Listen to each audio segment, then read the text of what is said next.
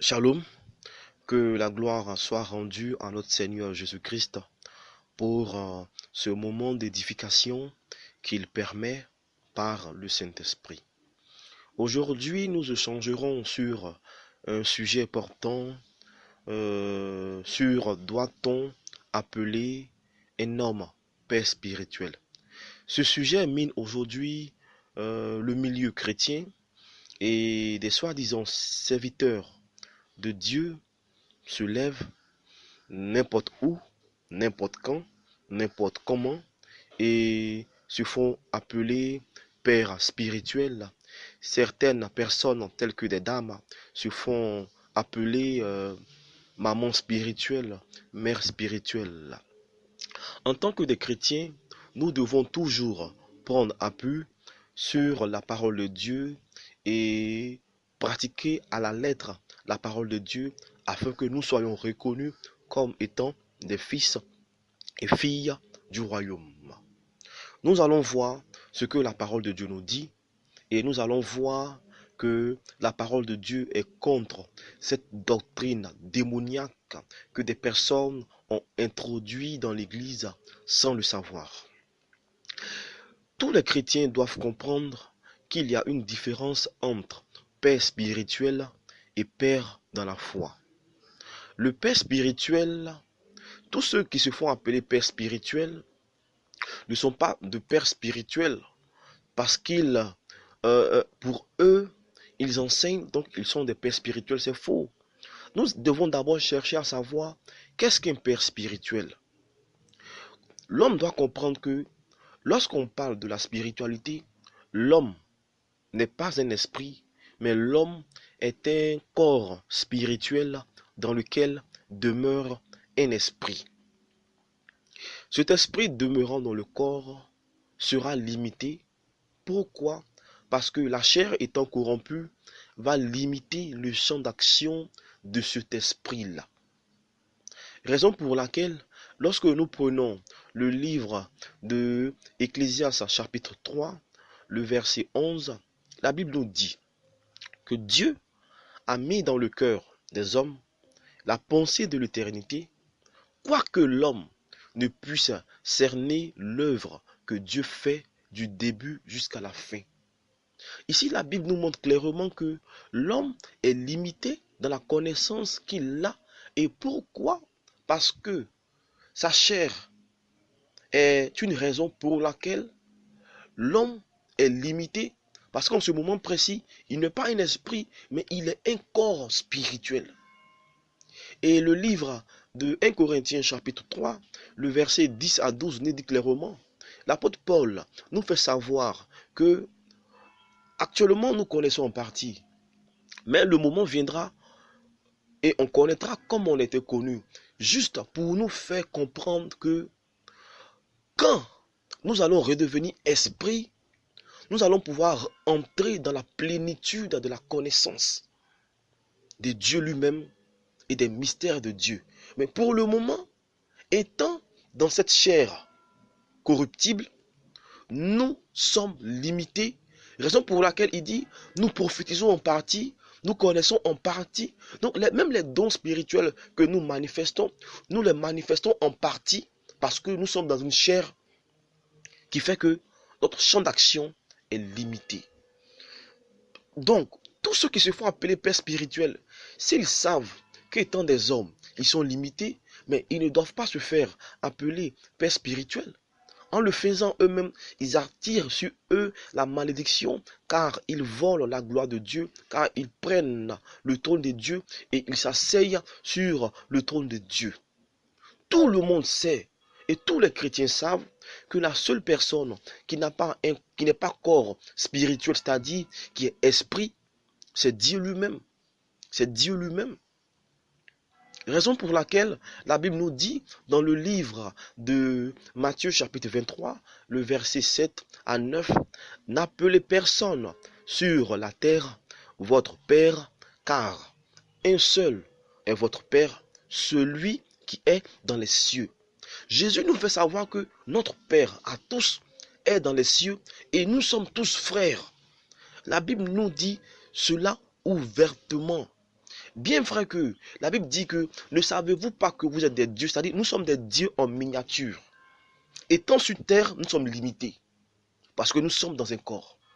Mais ce Dieu qui est tout puissant, ce Dieu qui est au-dessus de tout, ce Dieu qui est le maître, c'est celui-là qui est nous tous, notre Père spirituel, et nous sommes tous frères dans la foi. Maintenant, venons sur la question de Père dans la foi. Le Père dans la foi est celui à qui Dieu confie une mission pour un but précis. Des chrétiens diront que eux, ils ont reçu des missions venant de Dieu. Moi, je veux faire savoir à ces chrétiens-là que cette soi-disant mission qu'ils ont reçue venant de Dieu est une continuité de la mission que Dieu a transmise à Paul. Parce que Paul est nous tous notre Père dans la foi. Et Paul étant nous tous notre Père dans la foi, parce qu'il est celui à qui Dieu a confié la mission d'annoncer l'évangile aux incirconcis. Et nous sommes sortis de la mission des incirconcis et nous sommes bâtis sur le fondement des apôtres et des prophètes.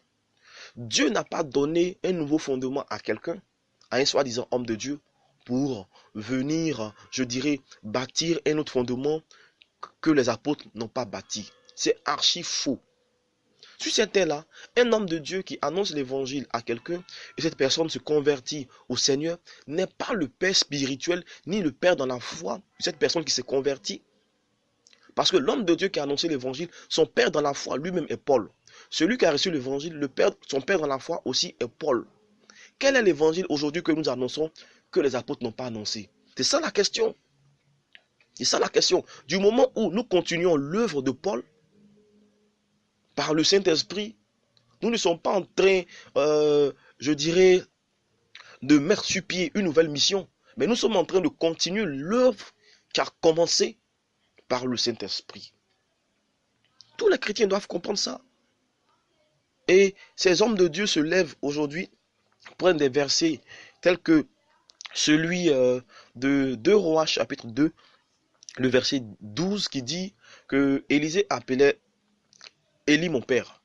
Certes, Élisée appelait Élie mon père, mais Élisée n'a pas dit que Élie était son père spirituel. Dans l'ancienne alliance, pendant la période du judaïsme, ceux que Dieu utilisait, c'est-à-dire ceux qui étaient des dévanciers dans la foi, qui annonçaient l'évangile à ces personnes qui ne connaissaient pas le Dieu d'Abraham, d'Isaac et de Jacob, étaient considérés comme leur père. C'est des personnes qui les engendraient dans la foi, parce que autant pendant la période du judaïsme, Dieu ne choisissait pas tout le monde pour faire son œuvre. Dieu prenait des personnes précises, il les transmettait son esprit pour un but précis. Raison pour laquelle Élisée appelait Élie mon père. Et Élie a le droit d'être le père dans la foi d'Élisée. Ça c'est clair. Et en même temps, il y a aussi Saraï, c'est-à-dire Sarah, la femme d'Abraham, qui appelait Abraham Seigneur. C'était une marque de respect. Du moment où Sarah appelle Abraham Seigneur, cela ne veut pas dire que Abraham est le Dieu de Sarah, mais c'est une marque de respect simplement vis-à-vis de son mari. Des hommes de Dieu encore se lèvent et prennent le livre de 2 Timothée 2, le verset 1, qui dit que Paul appelait Timothée mon fils. Certes, Paul appelait Timothée mon fils parce que Paul était le père dans la foi des incirconcis, c'est-à-dire celui à qui Dieu a transmis cette mission d'annoncer l'évangile aux incirconcis. Donc Paul avait le droit d'appeler Timothée son fils. Il n'a pas dit son fils spirituel, il dit son fils.